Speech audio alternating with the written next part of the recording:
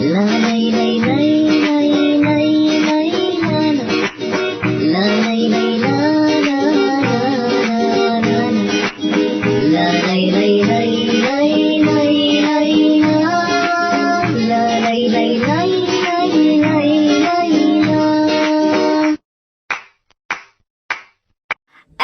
عليكم ورحمة الله وبركاته، والصلاة والسلام على خير الأنام سيدنا محمد عليه أفضل الصلاة والسلام. أهلا بكم في حلقة جديدة. حلقة اليوم خاصة بطلبة وطالبات الصف الخامس الابتدائي. هشرح معاكم مادة الدراسات الاجتماعية، المنهج الجديد الترم الثاني. هناخد الدرس الثالث بعنوان العمارة والفنون في بلدنا. صلوا صلوا صلوا على رسول الله، صلوا صلوا صلوا على رسول الله. المصريون القدماء برعوا في فنون العمارة والرسم والنحت.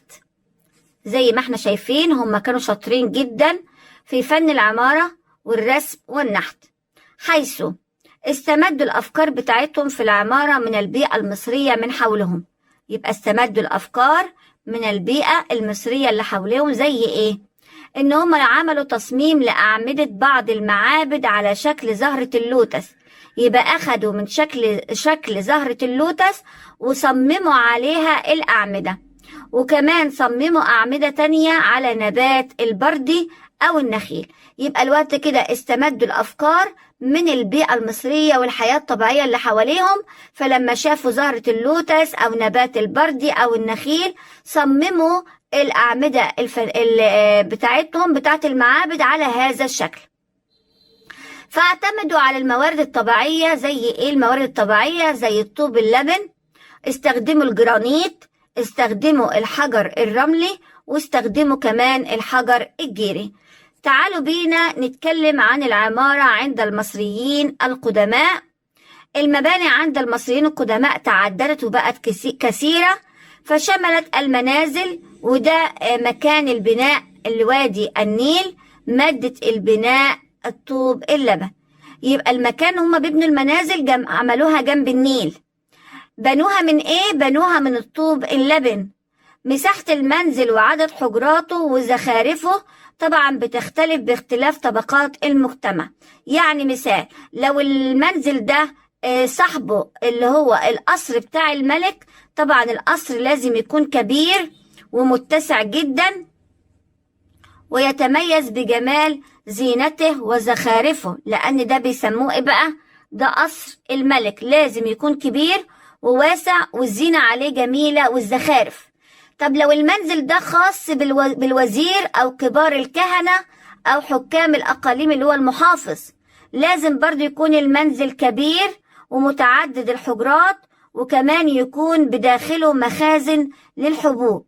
طب لو المنزل خاص بالعمال يتعامل ازاي؟ قالك المنزل بيكون صغير وبسيط قوي، ويتكون من طابق واحد أو طابقين.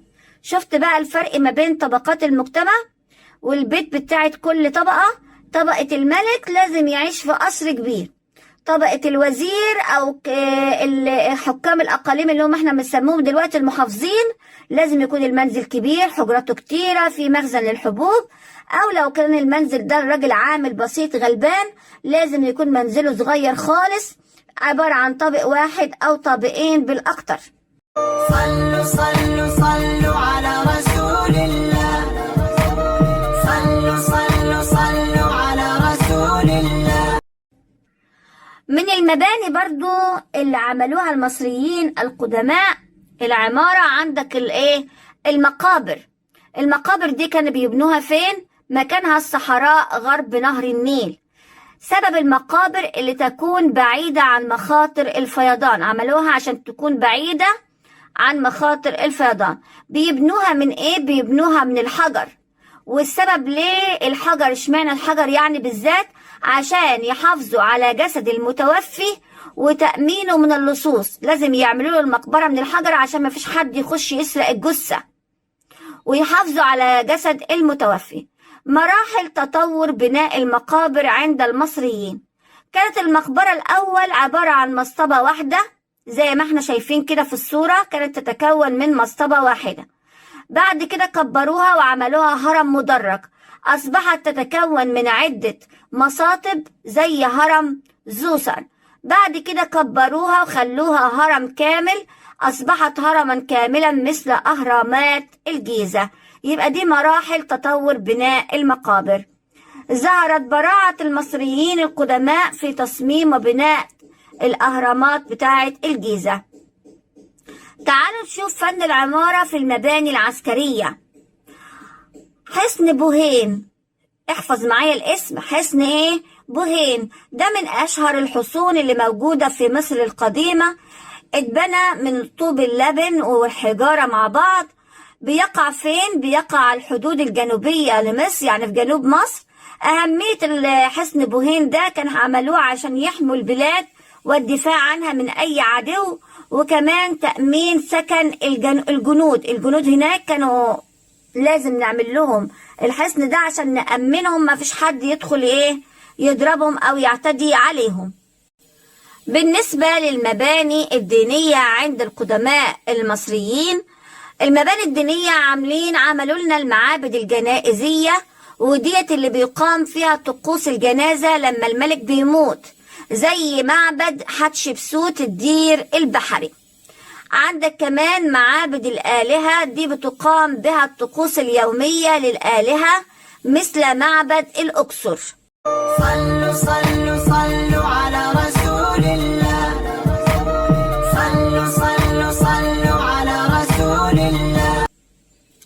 ثانيا هنتكلم عن الفنون عند المصريين القدماء. الفنون اللي هو المقصود به فن الرسم. بيعتبر فن الرسم من الفنون اللي تميزت بها الحضارة المصرية القديمة. عبارة عن رسومات المصري القديم بيرسمها بدقة جيدة وألوانها الزاهية زي ما احنا شايفين كده في الشكل. برع المصري القديم في الرسم والنقش بيرسم على ايه؟ بيرسم على ايه؟ على 4 حاجات. بيرسم على 5 حاجات: جدران المقابر، الجدار بتاع المقبرة، بيرسم على الفخار اللي هو زي القصيص، بيرسم على القماش، بيرسم على العاج، وكمان بيرسم على جدران المعابد زي معبد كومومبو بأسوان.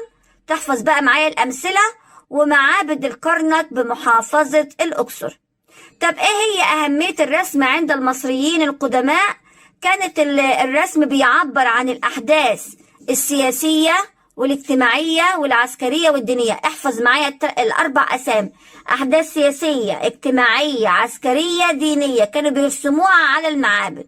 وكمان بتعبر عن بعض الأنشطة الاقتصادية، لو كانوا بيزرعوا حاجة يرسموها، بيتاجروا في محصول معين بيرسموه. فساعد مناخ مصر على حفظ الرسومات والنقوش حتى وقتنا الحالي. بسبب مناخنا المعتدل لسه الرسومات موجودة، النقوش موجودة لغاية الآن. تعالوا نتكلم عن فن النحت. عندهم تماثيل منحوتة، فالمصري القديم ظهرت براعته في نحت التماثيل من الطين. احفظ معايا منين؟ من الطين ومن الحجر ومن النحاس. يبقى التماثيل 3 أنواع: في معمول من الطين، في معمول من الحجارة، وفي معمول من النحاس. وأشهر التماثيل عندك تمثال الملك خفرع، وتمثال أبو الهول، وتمثال الكاتب المصري إياه حتب، أو الكاتب المصري حسي رع. بعتذر، تمثال الكاتب المصري ده تمثال حسي رع. رقم باء من فن النحت عندك المسلات المصرية. تم نحت المسلات المصرية بهدف حاجتين: ان هم يزينوا مداخل المعابد بالمسلات المتزوقة دي ومنحوتة، وكمان يخلدوا ذكرى الملك. من أشهر هذه المسلات هي مسلة الملكة حتشبسوت في معابد الكرنك بمحافظة الأقصر. اعمل لايك وكمان سبسكرايب وانزل فعل الجرس ليصلك كل جديد. اعمل لايك وكمان سبسكرايب وانزل فعل الجرس ليصلك كل جديد. يلا بينا نحل الأنشطة والتدريبات. رقم 1: أكمل العبارات التالية بما يناسبها من بنك الكلمات. 1. استمد المصري القديم أفكاره في العمارة من نقط، هنكتب البيئة المصرية. 2. استخدم المصري القديم الموارد الطبيعية كالجرانيت ونقط، هنكتب الحجر الجيري. 3. استغل المصري القديم أرض وادي النيل في بناء نقط، هنكتب المنازل. 4. استغل المصري القديم الأراضي الصحراوية غرب النيل وبنى عليها نقط، هنكتب المقابر. رقم 5. بنى المصري القديم المنازل من نقط، هنكتب الطوب اللبن. رقم 6. إحدى المقابر المصرية القديمة وتتكون من عدة مساطب نقط، هنكتب هرم زوسر. رقم 7. أحد أشهر الحصون على الحدود المصرية الجنوبية هو نقط، هنكتب حصن بوهين. رقم 8. يعد معبد الملكة حتشبسوت من المعابد نقط، هنكتب الجنائزية. رقم 9. ظلت الرسومات المصرية والنقوشات موجودة حتى الآن بسبب نقط، هنكتب مناخ مصر. رقم 10. توجد مسلة للملكة حتشبسوت في معابد نقط، هنكتب الكرنك. السؤال الثاني، اكتب كلمة صواب وكلمة خطأ. 1. اختلفت مساحة المنازل وعدد حجراتها وزخارفها باختلاف طبقات المجتمع، العبارة صحيحة. 2. بنى المصري القديم المقابر من الطوب اللبن للحفاظ على جسد المتوفي، العبارة خاطئة. 3. بدأت المرحلة الأولى لبناء المقابر قديما من عدة مساطب، العبارة خاطئة. 4. استخدم المصريون القدماء أرض الوادي لبناء المقابر بعيدا عن الفيضان، العبارة خاطئة. 5. يمكننا رؤية الرسومات المصرية الرائعة على جدران معبد كومومبو في أسوان، العبارة صحيحة. 6. الهرم الأكبر عبارة عن مقبرة تتكون من عدة مساطب فوق بعضها، العبارة خاطئة. 7. شيد المصريون القدماء حصن بوهين لتأمين الحدود الجنوبية لمصر، العبارة صحيحة. 8. أقيمت المعابد الجنائزية لأداء الطقوس اليومية للآلهة ومنها معبد الأقصر، العبارة خاطئة. 9. تعد مسلة الملكة حتشبسوت في معابد الكرنك من أشهر المسلات المصرية، العبارة صحيحة. 10. إذا كنت وزيرا في مصر القديمة فمنزلك يكون متعدد الحجرات وبه مخزن للحبوب، العبارة صحيحة. 11. تدل الصورة المقابلة على براعة المصريين في فن النحت، العبارة صحيحة. السؤال الثالث، اختر الإجابة الصحيحة مما بين القوسين. 1. معبد شيد من أجل إقامة طقوس الجنازة على الملك هو معبد نقط، هنختار حتشبسوت. 2.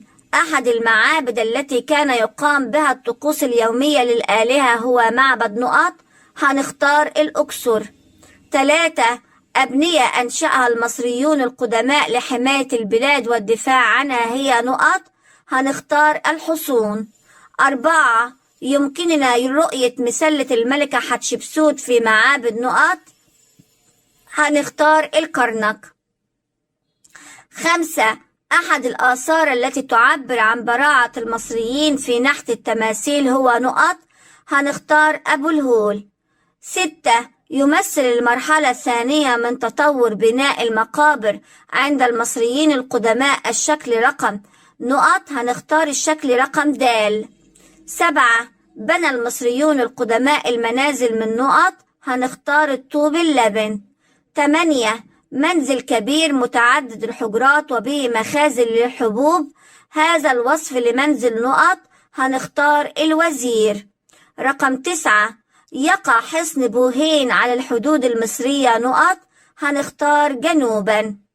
وبكده أكون وصلت معاكم لنهاية الأسئلة، أتمنى لكم التوفيق والنجاح.